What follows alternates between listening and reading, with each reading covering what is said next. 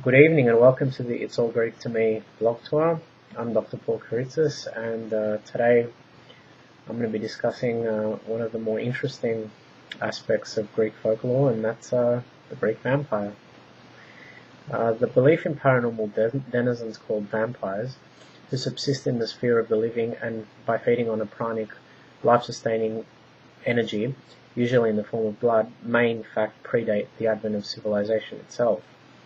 Contrary to popular 21st century thought, folkloristic conceptions of vampires weren't introduced into the region of Greece proper by the Slavic invasion of 587 Common Era, but were instead the product of oral folklore that had evolved independently and exclusively on the Aegean Islands from the time the ancient Greeks conceived the lore of Hades. In actual fact, a great many of the permanent inhabitants of classical Hades, or more properly of Erebus, have been ascribed by scholars as ancient precursors to the modern phenomenon which re-entered human collective consciousness in the early years of the 18th century. Foremost of these ravenous predators, of course, was the Empusa, a non-physical being thought to be the daughter of the witch Hecate. She often appeared as a woman of sublime beauty and induced such prurience, or desire if you like, in young men that none could resist her.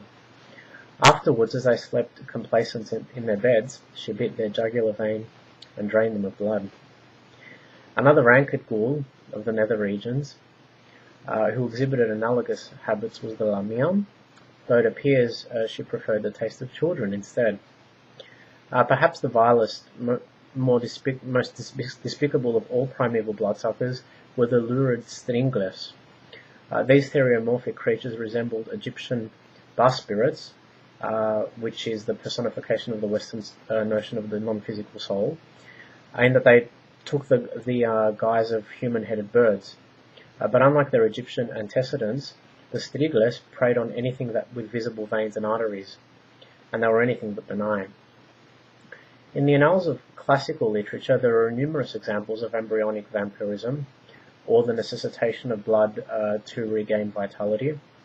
When the Ithacan soldier king Odysseus, for example, descended into the realm of Hades to consult with Tiresias, the wisest mortal to have ever lived, he was required to sacrifice a young ram and a black eel near a subterranean cave of the nether regions. The ensuing river of blood infused the dead with temporary strength in the form of pranic life force, thus enabling the wise man to speak and deliver his Tao premonition of the future. On the same daunting quest, Odysseus' dead mother was able to communicate with him only after she'd gulped down a few mouthfuls of the life-giving substance. Also, the repercussions for ancient orators who did not abide by sworn oath was either rejection by the multi-headed guardian dog Cerberus at the gates of Hades, expulsion by the very earth one was interred into, or resistance to bodily putrefaction after death.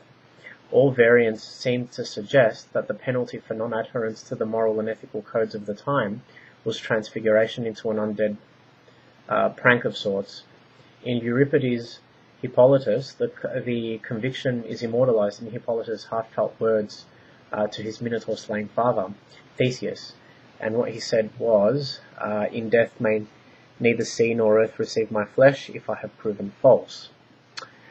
Further still, Plato's doctrine of metempsychosis, or reincarnation, and the multiple incarnations of the soul on earth drummed a very real fear into the people of antiquity. Retribution for crimes committed against one's person during the course of a lifetime could be sought in subsequent incarnations, or even extorted after death.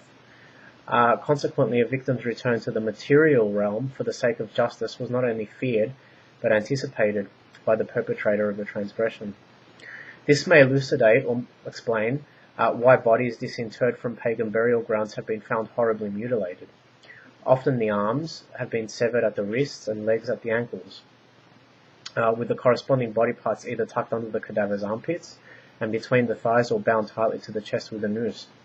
The actions were both a literal and symbolic gesture to thwart the victim's return from the dead. According to the Hellenistic tradition of Byzantine times, it was possible for a human soul to become trapped in a decaying carcass, wafting aimlessly between the realm of the living and the realm of the departed.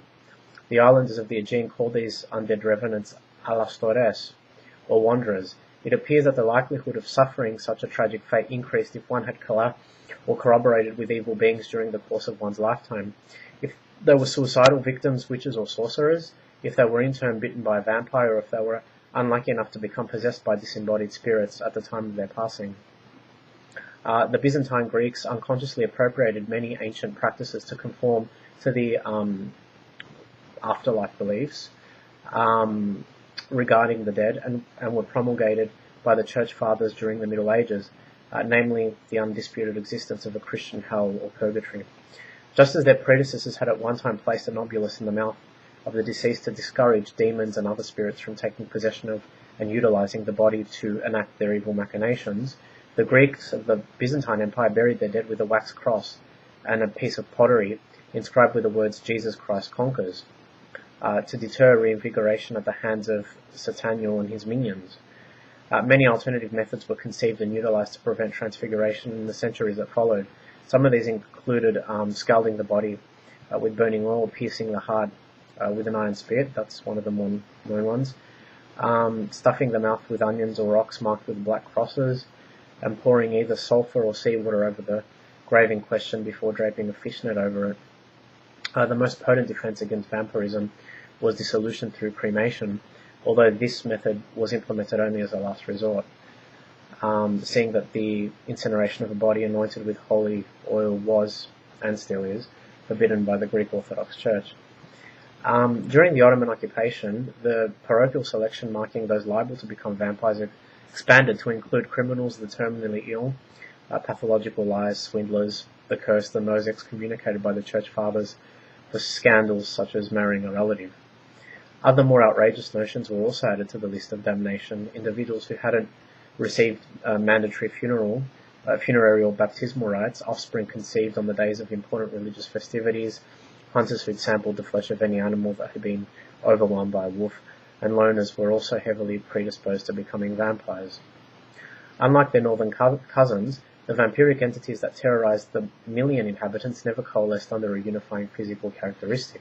Some looked typically human, some were merely incorporeal, and as a consequence powerless in imposing change in the physical world of cause and effect. Some presented themselves as uncouth and nominally violent, having long ago surpassed the necessity of social etiquette. Some had purpled or red faces with prominent incisors, like carnivorous lions or wolves.